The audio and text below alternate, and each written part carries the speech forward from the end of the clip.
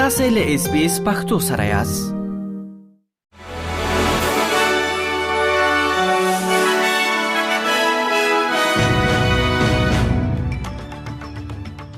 سلامونه ستړي مشه. نن پنځشنبه د 2024 کال د جولای د میاشتې 2مه نیټه ده چې د چنګاښ د میاشتې ل 11 نیټې سره برابرېږي او تاسو له SBS پښتو څخه د نن ورځې لاند خبرونه اورئ. د استرالیا د يهودانو شورا د انټي سیمیټیزم او ټولنیز یووالي په اړه شاهي کمیسیون ته ویلي چې د اسرایل له دولت سره د يهودو هویت یو شان ګڼل د پام وړ زیانونه رامنځته کوي.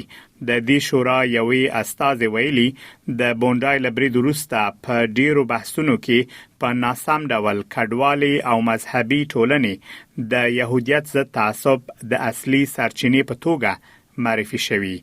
د دغه شورا غړي بنسټي خودونکو سارا شوارټس وایي چې هم نازي پلاوی افراطي ډلې او هم د اسرائیل پلاو زینو فعالانو د يهودي ټولنې د زینو برخو پر وړاندې يهودیت ضد تعصب ته وده ورکړې ده.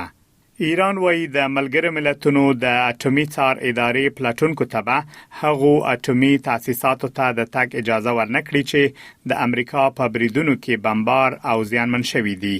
د څرګندونې د ایران د پارلمان رئیس محمد باقر قالیباف له ایرانی دولتي رسنیو سره په یوې مرکه کې کړې دي.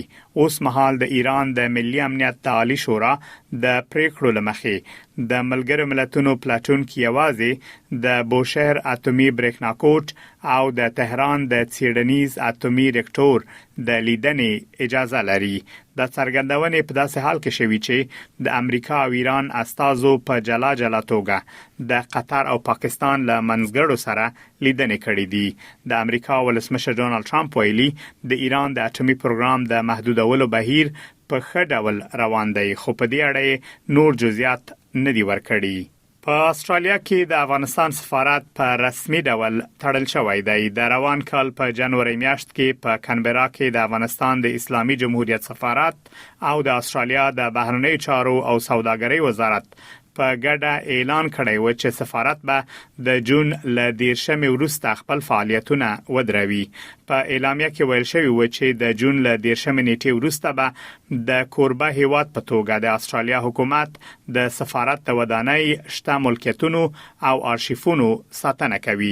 خو د استرالیا د بهرنیو چارو او سوداګرۍ وزارت تر اوسه SBS پښتو ته دا نه د تایید کړي چې د ملکیتونه او آرشیفونه ورته سپارل شوی او کنه. په استرالیا کې د افغانستان د اسلامي جمهوریت پخوانی سفیر وحید الله ویسی د سفارت له تړل کېدو مخکې د افغان ټولنې یو شمېر غړو ته د وینا پر مهال له استرالیا څخه مننه کړې ده. هغه ویلي چې د استرالیا له حکومت سره له تیرو 2 کلونو راځي په خبرو اترو بوخت و او نه غوښتل چې سفارت وتړل شي.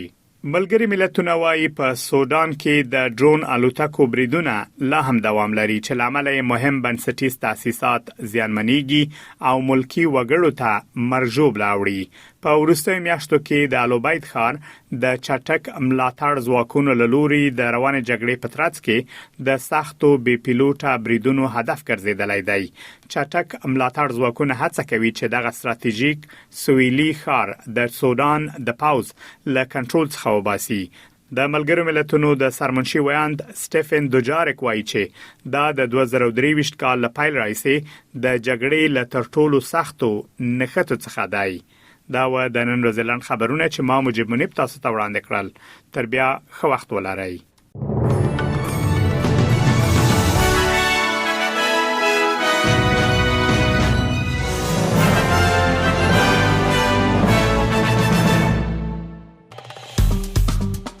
SBS پښتو په فیسبوک کې تعقیب کړئ، مطالب یې خوښ کړئ، نظر ورکړئ او له نورو سره شریک کړئ.